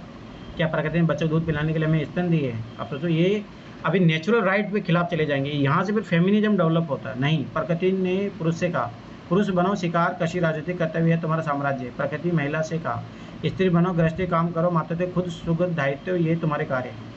पुरुष बनने की इच्छा रखने वाली महिला निर्लज है, क्या जिम्मेदारी उचित बंटवारा नहीं चुका है। अब यहाँ से पता लगता है कि कैसे जो लोग थे जो महिलाओं पे थोपते थे ये काम। जैसे भारत में अभी होता है ना कि भाई महिला इसी काम के लिए बनी है, धर्म में भी यही बताया गया है, ये सारी चीज़ें प्रोपोगेंडा होती है। अब जैसे यहाँ पे क्या लग रहा है, ये सब ये दिख रहा है, ये प्रोपोगेंडा है। दास प्रथा का उन्मूलन। फ्रांसीसी उपनिवेशों में दास प्रथा का उन्मूलन जैकोबिन शासक के क्रांतिकारी सामाजिक सुधारों में से एक था। कैरेबाई उपनिवेश मार्टिनिका, गौडलोप और सेंट डोमिंगो तंबाकू, नील, चीनी एवं कॉफ़ी जैसी वस्तुओं के महत्वपूर्ण आपूर्ति करता थे। अपरिचित व दूर देश जाने और काम करने के लिए प्रति यूरोपीय की अनिच्छा का मतलब था बागानों में श्रम की कमी। इस कमी को यूरोप, अफ्रीका और अमेरिका के बीच त्रिकोणीय दास व्यापार द्वारा शुरू किया गया। दास व्यापार 17वीं शताब्दी में शुरू हुआ था, ये चीज़ याद रखना। अब ये भी बहुत इंपॉर्टेंट बनता है। अरे कहाँ हो रहा है? यूरोप यहाँ पे, ठीक है, अफ्रीका तुम्हारा और अमेरिका। फ्रांसीसी सौदेगर बॉर्डे या नानते बंदरगाह से अफ्रीका तट पर जहाज ले जाते थे, जहां वे स्थानीय सरदारों से दास खरीदते थे। दासों को दाग कर हथकड़ियों डालकर अंटार्कटिक महासागर पार कैरेबियाई देशों तक 3 माह की लंबी समुद्री यात्रा के जरिए जहाज़ों में ठूस दिया जाता था। वहाँ उन्हें बागान मालिकों को बेच दिया जाता था। दास श्रम के बल पर यूरोपीय बाजार में चीनी, कॉफ़ी और नील की बढ़ती मांग को पूरा करना संभव हुआ। अब देखो कैसे जो है लोगों को शोषण होता था। बादे और नाते जैसे बंदरगाह फलते फूलते दास व्यापार के कारण समृद्ध नगर बन गए। 18वीं सदी में फ्रांस में दास प्रथा की ज़्यादा निंदा नहीं हुई है। नेशनल असेंबली में लंबी बहस हुई कि व्यक्ति के मूलभूत अधिकार उपनिवेशों में रखने वाली प्रजा सहित समस्त फ्रांसीसी प्रजा को प्रदान किए जाए या नहीं। परंतु दास व्यापार पर निर्भर व्यापारियों के विरोध के भय से नेशनल असेंबली में कोई कानून पारित नहीं किया गया। अब देखो कितना बड़ा अमेरिका क्रांति में ऐसे इसलिए हुआ है। लेकिन अंततः सन 1794 कन्वेंशन में फ्रांसीसी उपनिवेश में भी सभी दासों को मुक्ति का कानून पारित कर दिया गया, पर यह कानून एक छोटी सी अवधि तक लागू हो रहा। 10 वर्ष बाद नेपोलियन ने दास प्रथा पुनः शुरू कर दी। बागान मालिकों को अपने आर्थिक हित साधने के लिए अफ्रीका निगरो लोगों को गुलाम बनाने की स्वतंत्रता मिल गई। फ्रांसीसी उपनिवेश में अंतिम रूप से दास प्रथा का उन्मूलन 1848 में हुआ। सोचो कानून यहाँ बना पर ख़त्म हुआ 1848 में। यही है, बहुत चीज़ें इंप्लीमेंट होने में हज़ारों साल लग जाते हैं भाई, सालों, मतलब 100 साल तो देखो सीधा सीधा लग रहा है। सन 1794 के चित्र में दासों मुक्ति का विवरण है। शीर्ष पर तिरंगे बैनर का नारा है मनुष्य के अधिकार, नीचे अभिलेख कहता है गुलामों की मुक्ति। एक फ्रांसीसी महिला अफ्रीकी अमेरिकी इंडियन दासों को यूरोपीय कपड़े देकर उन्हें सभ्य बनाने की चेष्टा कर रही है। निग्रो कौन है? अफ्रीका में सहारा रेगिस्तान के दक्षिण में रहने वाले स्थानीय लोग हैं। ये अपमानजनक शब्द है जिसका शब्द प्राय इस्तेमाल नहीं किया जाता। सोचो, क्योंकि ये गुलाम थे उस टाइम। अब जब क्रांति होगी उसके बाद में रोजाना की ज़िंदगी कैसी थी, डेली लाइफ कैसी थी लोगों की, क्या राजनीति लोगों का पहनावा, उनकी बोलचाल तथा उनके द्वारा पढ़ी जाने वाली पुस्तकों बदल सकती है? सन 1789 के से बाद के वर्षों में फ्रांस के पुरुषों, महिला, बच्चों के जीवन में ऐसे अनेक परिवर्तन आए। क्रांतिकारी सरकारों ने कानून बनाकर स्वतंत्रता और समानता के आदर्शों को रोजाना की जिंदगी में उतारने का प्रयास किया। बास्टिल के विध्वंस, मतलब जो किला था, विध्वंस होने के बाद सन 1789 गर्मी में जो सबसे महत्वपूर्ण कानून अस्तित्व में आया था वह था सेंसरशिप की समाप्ति। ये देखो, सोचो, अंग्रेज भारत में, अभी देखो ध्यान से समझना चाहिए, 1789, और उस टाइम लिट्टन जो है सेंसरशिप लाता है भारत में, और यहाँ पे समाप्त हो रहा है। अब सोच ही लो कि भारत कितने पीछे है। प्राचीन राजतंत्र के अंतर्गत तमाम लिखित सामग्री और सांस्कृतिक गतिविधियों, किताब, अखबार, नाटक और राजा के सेंसर अधिकारियों द्वारा पास किए जाने के बाद ही प्रकाशित या मंचित किया जा सकता था। परंतु अब अधिकारियों के घोषणा पत्र ने भाषण और अभिव्यक्ति की स्वतंत्रता को नैसर्गिक अधिकार घोषित कर दिया। परिणाम स्वरूप फ्रांस के शहरों में अखबार, पर्चे, पुस्तकों एवं छपी हुई तस्वीरों को बाढ़ आ गई। जहाँ से वहाँ तेजी से गाँव देहात तक जा पहुँची। उन्होंने फ्रांस में घट रही घटनाओं, परिवर्तनों का ब्यौरा और उन पर टिप्पणी होती थी। प्रेस की स्वतंत्रता मतलब ये था कि किसी भी घटना पर परस्पर विरोधी विचार भी व्यक्त किए जा सकते हैं। ये चीज़ अभी भी सीखने को मिलता है कि फ्रांस की क्रांति से ये भी प्रेस की स्वतंत्रता भी बहुत महत्वपूर्ण होती है। तो ये आज भी अपने को सीखने को मिलता है। प्रिंट माध्यम का उपयोग करके एक पक्ष ने दूसरे पक्ष को अपने दृष्टिकोण से सहमत कराने की कोशिश की। नाटक, संगीत और उत्सवी जुलूसों में असंख्य लोग जाने लगे। स्वतंत्रता और न्याय के बारे में राजनीतिक और दार्शनिकों के पांडित्यपूर्ण लेखन को समझने, उसमें जुड़ने का लोकप्रिय तरीका था, क्योंकि किताबों पढ़ना तो मुट्ठी भर शिक्षितों के लिए ही संभव था। देशभक्त कसरती दाब मशीन, जिसका इस्तेमाल मोटापा घटाने के लिए किया जा सकता है, अज्ञात चित्रकार द्वारा 1790 बनाया गया चित्र है। मेरा जनता को संबोधित करते हुए लोएपोल्ड बॉयल रचित चित्र है। छोड़ो, कोई मतलब नहीं है। आल्पस पारा करता और नेपोलियन डेविड द्वारा बनाया गया चित्र। अभी देखो नेपोलियन आएगा। 1804 में नेपोलियन बोनापार्ट ने खुद को फ्रांस का सम्राट घोषित कर दिया। उसने पड़ोस के यूरोपीय देशों की विजय यात्रा शुरू की। पुराने राजवंश को हटाकर उसने नए साम्राज्य बनाए और बागडोर अपने खानदान के लोगों के हाथों में दे दी। ये सबसे बड़ी गलती है। इसीलिए इसे पतन भी होता है। नेपोलियन खुद को यूरोप के आधुनिकीकरण का अग्रदूत मानता है। उसने निजी संपत्ति सुरक्षा के लिए कानून बनाए और दशमलव पद्धति पर आधारित नाप तोल की समान प्रणाली बनाई। इसलिए भी याद रखना, नेपोलियन को आधुनिक या आधुनिकता का क्यों जनक कहा जाता है, तो ये चीज़ें याद रखना। ये शुरू में बहुत सारे लोगों नेपोलियन मुक्तिदाता लगता था। उसी जनता को स्वतंत्रता दिलाने की उम्मीद थी, पर जल्दी उसकी सेनाओं को लोग हमलावर मानने लगे। आखिरकार 1815 में वाटरलू में उसकी हार हुई। यूरोप के बाकी हिस्सों में मुक्ति और आधुनिक कानूनों को फैलाने वाले उसके क्रांतिकारी उपाय का असर मुद्दे के काफ़ी समय बाद सामने आया। स्वतंत्रता और जनवादी अधिकारों के विचार फ्रांसीसी क्रांति सबसे महत्वपूर्ण विरासत थे। ये विचार 19वीं सदी में फ्रांस से निकलकर बाकी यूरोप में फैले। उनके कारण वहाँ सामंती व्यवस्था का नाश हुआ। ये भी याद रखना। ये है फ्रांसीसी क्रांति का योगदान। औपनिवेशिक समाजों ने संप्रभु राष्ट्रीय राज्य की स्थापना के अपने आंदोलन में दासता से मुक्ति विचारों को नई परिभाषा दी। ये एक बड़ा योगदान है। टीपू सुल्तान और राजा रामन राय क्रांतिकारक फ्रांस से उपजे विचारों की प्रेरणा लेने वाले दो ठोस उदाहरण हैं। ये भी याद रखना। राजा रामन राय उस समय यूरोप में फैल रहे नए विचारों से प्रभावित होने वाले में से एक थे। फ्रांसीसी क्रांति और बाद में जुलाई क्रांति ने उनकी कल्पना को नई धार दी। फ्रांस में 1830 में जुलाई क्रांति के बारे में जानने के बाद वह और किसी चीज़ के बारे में बात ही नहीं करते थे। हालांकि एक दुर्घटना के कारण उन दिनों लंगड़ा कर चलते थे। यार 1830-31 में उनकी मौत भी हो जाती है 32 तक। लेकिन इंग्लैंड जाते हुए केपटाउन में वह जिद करने लगे कि उन्हें क्रांतिकारी तिरंगे झंडे वाले युद्ध पोत दिखाए जाए, और वहीं पर भी खत्म मर भी जाते हैं लोग। पुरानी घटना पर ब्यौरा छोड़ो। क्वेश्चन, फ्रांस क्रांति शुरुआत किन परिस्थितियों में हुई? मेन से क्वेश्चन तो मिलेगा आपको यहाँ पे। नेपोलियन को देखे, हाँ 2025 में जो क्वेश्चन आया ना आपकी बार, वही लिखिए आज, वही मैंने करवा भी दिया। डायरेक्ट इसे एनसीईआरटी से आप कर सकते हो। तो 2025 का जो क्वेश्चन है पेपर में जाके देखना। समकालीन लिख देता हूँ मैं फिर भी, समकालीन विश्व के लिए फ्रांसीसी क्रांति की निरंतर प्रासंगिकता है।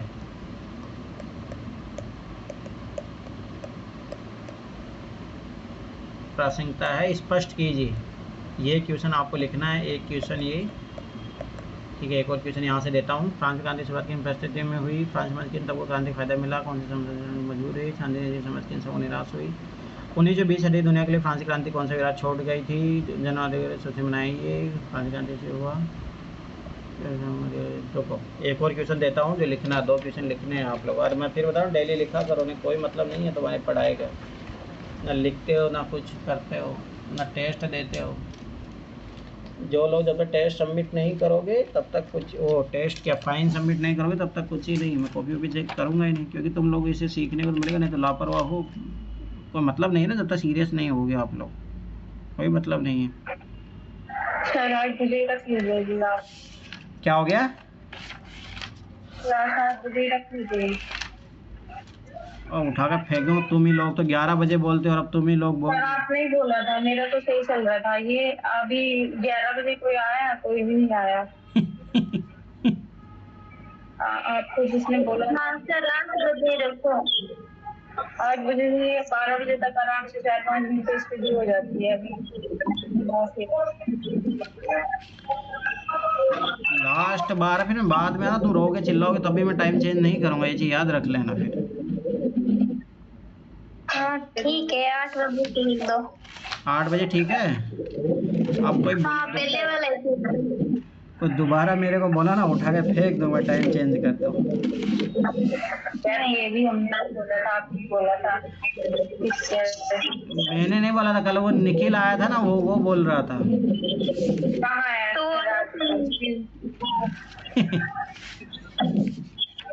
सर उनकी जिम्मेदारी गलती थी ना, कोई टाइम बोला, अगर उस पर भी नहीं आ रहे तो फिर उनकी गलती है ना। उनके चक्कर में जब आ ही नहीं रहे टाइम, फिर कैसे चेंज कर दो? ठीक है भाई, जैसी आपकी इच्छा। तो कोई एक और क्वेश्चन दे देता हूँ। चलो ठीक है, तो कल से 8 बजे करते हैं। तो मेरा क्या जा रहा है, और अब दोबारा टाइम चेंज कराने सोचना भी मत। अब ये चीज़ याद रख लेना, बहुत हो गया, ये चीज़ याद रख लेना। चलो एक नॉर्मल क्वेश्चन देता हूँ, कैसे देता हूँ, चलो छोड़ो। हाँ, एक तो ये क्वेश्चन हो गया जो आपको लिखना। दूसरा क्वेश्चन है आपका फ्रांस, हाँ ये जो यहाँ से शुरू करो, ये है ना, यहाँ फ्रांस में क्रांति शुरुआत किन परिस्थितियों में हुई? या मतलब समझिए परिस्थितियाँ जो भी है, कारण बताने हैं आपको। पहला तो ये है, उसके बाद में आगे रहेगा तो फायदा मिला, कौन सा मजबूरी करने, ठीक है, छोड़ गई। कारण शुरुआत किन परिस्थितियों में हुई तथा इनके प्रभावों का, मतलब इनके मतलब फ्रांसी क्रांति के प्रभावों का मूल्यांकन भी कीजिए। क्या प्रभाव पड़ा इसका? वैश्विक प्रभावों का, वैश्विक प्रभावों का, ये अच्छा हो जाएगा क्वेश्चन। फ्रांस में क्रांति शुरुआत किन परिस्थिति में हुई, मतलब कारण बताने आपको, तथा इनका वैश्विक प्रभाव, मतलब जो फ्रांस की क्रांति थी, छोड़ो यहाँ, फ्रांस की क्रांति का वैश्विक प्रभावों का मूल्यांकन कीजिए। ये बहुत अच्छा क्वेश्चन हो जाएगा। तो ये 2 क्वेश्चन है, आपको लिख के लाने हैं, ठीक है। कल अपन ये करेंगे, हर ट्राई करेंगे कि इसको फ्राइडे तक ही कंप्लीट कर दे, ज़्यादा नहीं खींचेंगे, फटाफट कंप्लीट कर। फ्रांस, ये देखो फ्रांस समकालीन विश्व के लिए, ये तो 2025 के पेपर में है। समकालीन विश्व के लिए फ्रांसीसी क्रांति की निरंतर प्रासंगिकता है, स्पष्ट कीजिए, ठीक है। दूसरी बात ये चीज़ याद रखना कि अपन इसको फ्राइडे तक कंप्लीट करेंगे। आज ट्यूसडे है ना, लगभग 4 चैप्टर और बचे हैं, तो एक दिन शायद एक दिन बैठना पड़े पर ख़त्म कर देंगे इस वीक में। अगले वीक में 10th क्लास तक कंप्लीट कर देंगे, फिर ओनली 12th का पार्ट 3 बचेगा। 11th नहीं पढ़ेंगे, 11th कोई मतलब नहीं है पढ़ने का, ठीक है। तो ये चीज़ याद रखना। और दूसरी बात कल से 8 बजे करते हैं तो फिर ठीक है, ठीक है। मेरा भी आज पूरा दिन ऐसे ख़राब हो गया, मैं भी सुबह से उठ गया, क्योंकि रूटीन मेरा तो बन गया था पिछले 1 महीने से, मैं 8 बजे उठ जाता हूँ। मैं भी सुबह से टाइम ही ख़राब कर रहा था, ऐसे ना नींद आ रही थी ना कुछ हो रही थी। चलो ठीक है, तो फिर कल 8 बजे मिलते हैं। तो ठीक है, कल ही करते हैं फिर मैथ की क्लास, अभी रहने देते हैं। चलो ठीक है, फिर बाय बाय। कल 8 बजे दोबारा टाइम चेंज कराने की सोचना भी मत, उठा के फेंक दूंगा तुम लोगों को।